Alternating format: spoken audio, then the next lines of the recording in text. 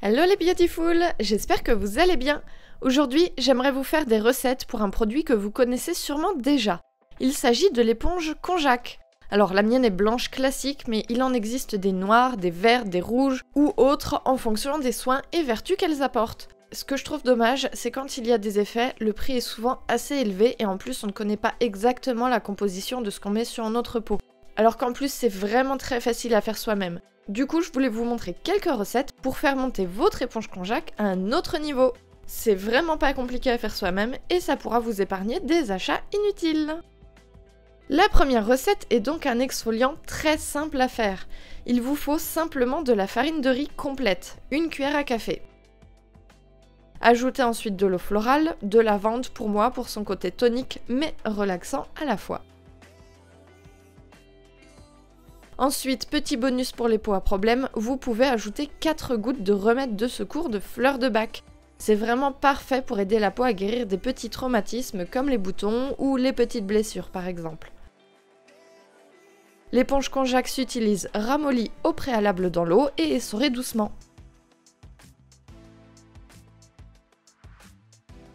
Ensuite, trempez votre éponge dans le soin et étalez-le sur l'ensemble de votre visage. Comme l'éponge est vraiment très douce, elle va permettre à la farine de riz de micro-masser votre peau. Elle sera alors exfoliée, adoucie et l'amidon du riz est un véritable soin beauté.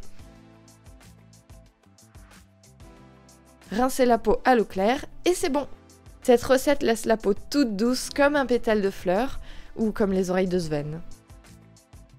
La seconde recette est purifiante et donne de l'éclat à la peau. Elle se compose d'une cuillère à café de charbon actif. Ensuite, ajoutez une cuillère à café d'huile de jojoba. Complétez ensuite avec de l'eau florale pour obtenir une pâte assez épaisse, mais lisse et facile à étaler.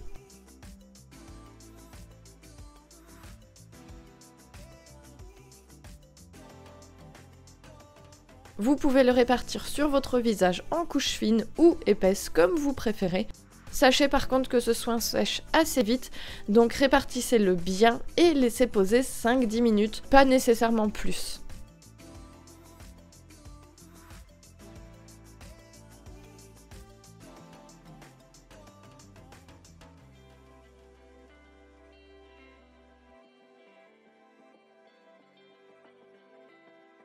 Pour finir, il faut rincer, et je n'y avais pas pensé tout de suite, mais vous pouvez utiliser l'éponge tout aussi bien pour étaler votre soin que bien sûr pour le rincer.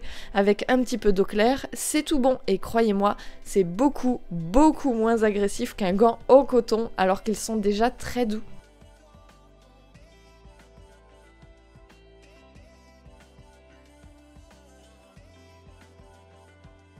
La troisième recette est un soin lavant ultra doux, parfait pour un usage quotidien. Je suis partie d'une cuillère à café d'argile rouge parce qu'elle est adaptée à une peau sensible. Bien entendu, vous pouvez l'adapter en fonction de vos besoins. Ensuite, ajoutez une demi-cuillerée de rassoul. Ajoutez ensuite un quart de cuillerée de fenugrec. Cet ingrédient est émollient et très hydratant. Ajoutez ensuite un petit peu d'eau pour lier le tout et c'est bon. Petite astuce, vous pouvez laisser ce soin sécher dans le récipient et l'utiliser comme savon solide par la suite. Il suffit de le remouiller avec une éponge Konjac pour pouvoir le réutiliser. Appliquez ce soin sur l'ensemble de votre visage et comme il est vraiment très doux, vous pouvez aussi passer sur les paupières et la zone des yeux si vous vous maquillez par exemple. C'est parfait pour retirer les résidus de fard à paupières qui ne seraient pas partis au démaquillant par exemple. Par contre, petite précision, soyez assez rapide pour ce soin parce que l'argile sèche très vite sur la peau et si elle sèche, elle va la sécher. Donc avant que ça arrive, rincez ce soin à l'eau claire avec l'éponge et c'est tout. La peau est propre, douce et nettoyée. Et en parlant de nettoyer, n'oubliez pas de toujours nettoyer votre éponge à l'eau claire après utilisation. De cette façon, elle vous durera facilement plusieurs semaines. Et ce n'est vraiment pas grave si elle se colore un petit peu au fil du temps, tant que l'eau est claire lorsque vous l'essorez, c'est qu'elle est propre.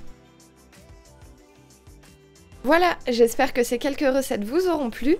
Bien entendu, n'hésitez pas à faire quelques variantes en fonction de votre type de peau et en fonction de vos besoins.